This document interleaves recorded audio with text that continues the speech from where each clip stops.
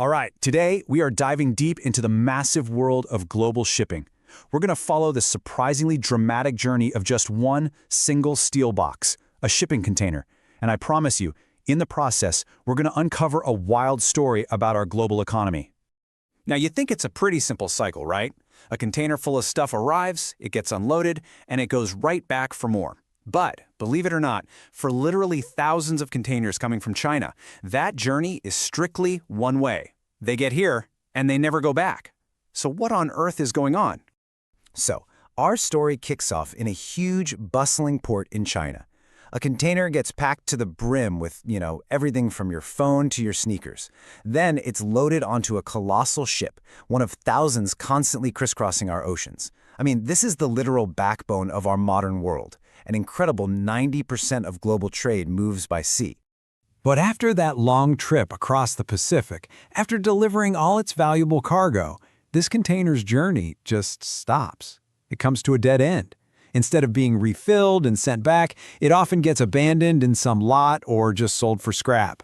And this isn't some mistake. This isn't an accident. It's a calculated decision, and it's driven by two really powerful forces. Okay, so the first force at play here is this massive structural issue in the world economy, what's called the trade imbalance. Yeah, the fate of this one little steel box is actually a physical sign of how entire countries do business with each other. Just look at the scale here. It's kind of mind-blowing. In 2023 alone, China exported nearly $3.4 trillion worth of goods, but they only imported around $2.6 trillion. That gap is absolutely colossal, and it creates this one-way flood of containers leaving China full to the brim.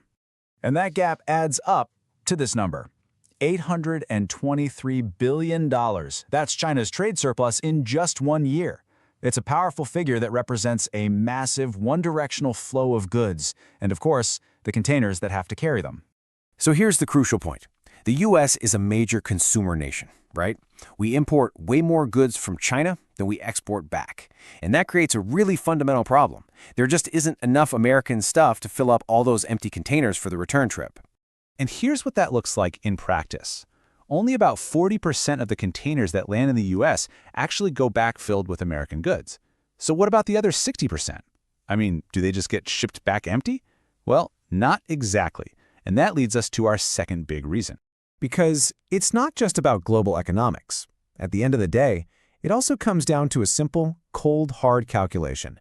It's all about the money. I know what you're thinking, because it's the logical question, right? It seems incredibly wasteful to just abandon a perfectly good multi-ton steel box. Why not just pop the empty containers back on the ship and send them home? Well, the answer is pure economics. And here it is. This is the aha moment. Get this. It costs a shipping company about $3,000 to ship one empty container all the way back to China. But, and here's the kicker, a factory in China can build a brand new one from scratch for only about $2,000. Faced with that choice? Well, the math is brutally simple. And a few other factors just seal the deal. For one thing, every empty container on a ship takes up valuable real estate, space that could be earning money by carrying a full one. On top of that, China's manufacturing is just a powerhouse. They churn out 2.5 million new containers every year. There's absolutely no shortage over there. They just don't need the old ones back. So, what you have is thousands of these steel boxes, kind of stranded in America. They've completed their global voyage, but their story is far from over. They actually go on to have a surprisingly varied and pretty creative afterlife right here.